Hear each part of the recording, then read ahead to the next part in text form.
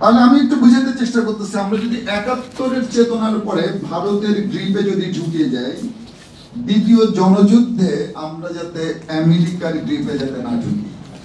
আমরা ২০০৯-এ শেখ হাসিনা ভারতের হাতে পুরোপুরি তুলে দেওয়ার জন্য বাংলাদেশ সেনাবাহিনীর অত্যন্ত মেধাবী অফিসারদেরকে পিলখানা বিডিআরে নির্মমভাবে হত্যা করেছিল এবং তারপরে সেনাবাহিনী এবং বিডিআর দুইটা প্রতিষ্ঠানকে সে ধ্বংস করে দিয়েছিল। তাহলে আমরা যদি এখন রোহিঙ্গা ইস্যু নিয়ে মায়ানমার ভূরাজনৈতিক প্রেক্ষাপটে আমরা যদি প্রক্সি জোন হয়ে যায় বাংলাদেশ, তাহলে বাংলাদেশ আর্মি আরেকটা বিপদের মধ্যে চলে যাবে যদি আমরা সতর্ক না হই। আমি আসলে মূল যেটা বুঝাতে বলতেছি, অ্যাজ এ হয় আমরা যখন একজন মুসলিম ইমামের পিছনে নামাজ পড়ি, তখন একজন মুসল্লি হিসাবে আমাদেরকে সতর্ক থাকতে হয়। ইমাম যদি কোনো ভুল করে তাহলে আমরা যাতে লোকমা দিতে পারি, মানে আমরা যাতে ডাক দিতে পারি। একইভাবে শাসন ক্ষমতায় যিনি আসবেন, যিনি শাসন ক্ষমতা যিনি পরিচালনা করবেন, তার ব্যাপারেও জনগণকে একটু সচেতন হতে হয়। আমরা জানি এই সচেতনতার জন্যই বর্তমান সরকার জনগণের দ্বারা যেই এসেছে, জনগণের ভাষাটা যাতে আমাদের সরকার বুঝে এবং আমরা যাতে পুরোপুরি ব্লাইন্ড না হয়ে কিছু ব্যাপারে আমরা যাতে সতর্ক থাকি, আমাদের যাতে অ্যানালাইসিস করার এবং সরকারের কার্যক্রমকে অবজার্ভ করার মতো মন মানসিকতা তৈরি হয়। তাহলে আমরা একটা জাতি তৈরি হব, যেই জাতির জনগণ এবং সরকার মিলে সেই দেশটাকে আগায় নিতে পারে। আমি এখানে একটা ক্লাসটা শেষ করতেছি ১-২ মিনিট। প্রফেসর ইসলামের একটা হাদিস আছে, উনি বলতেছিলেন যে তোমাদের মধ্যে নিকৃষ্ট শাসক হচ্ছে সে যে জনগণকে ব্যবহার করে এবং জনগণকে অপ্রেস করে এবং জনগণ তার জন্য বদদোয়া দেয়। আর তোমাদের মধ্যে উৎকৃষ্ট শাসক হচ্ছে সে যে জনগণকে লুক আফটার করে এবং জনগণ তার জন্য দোয়া করে।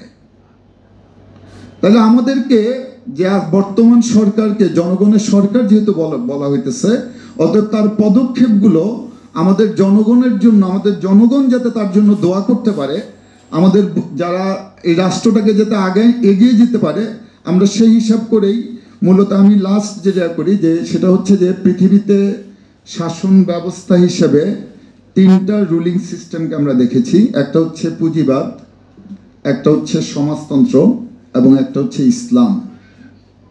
আমরা দেখছি পুঁজিবাদ পৃথিবীর অনেকগুলো দেশে রান করেছে, সমাজতন্ত্র অনেকগুলো দেশে রান করেছে এবং আমরা জানি যে ইসলামও পৃথিবীতে অনেকগুলো দেশে শাসন করেছে। ইসলাম প্রায় ১৩০০ বছর মুসলমানদের একটা শাসন ব্যবস্থা ছিল।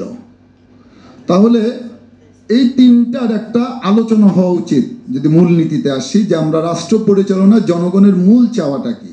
যিনি আল্লাহ আমাদেরকে তৈরি করছেন তিনি বলেছেন মানবদের জন্য, মানব জাতির জন্য 3টা জিনিস মূল: তার অন্ন, তার বস্ত্র, তার বাসস্থান।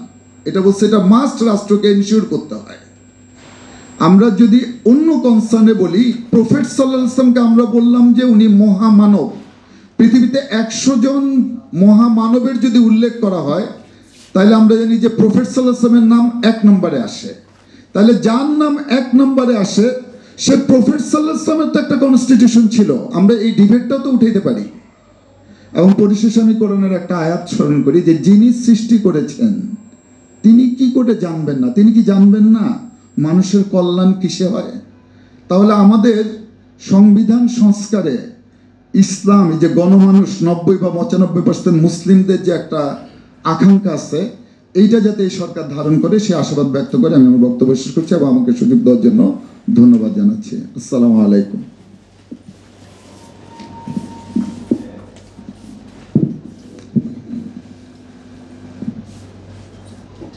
ধন্যবাদ আলাউদ্দিন কামরুল ভাই।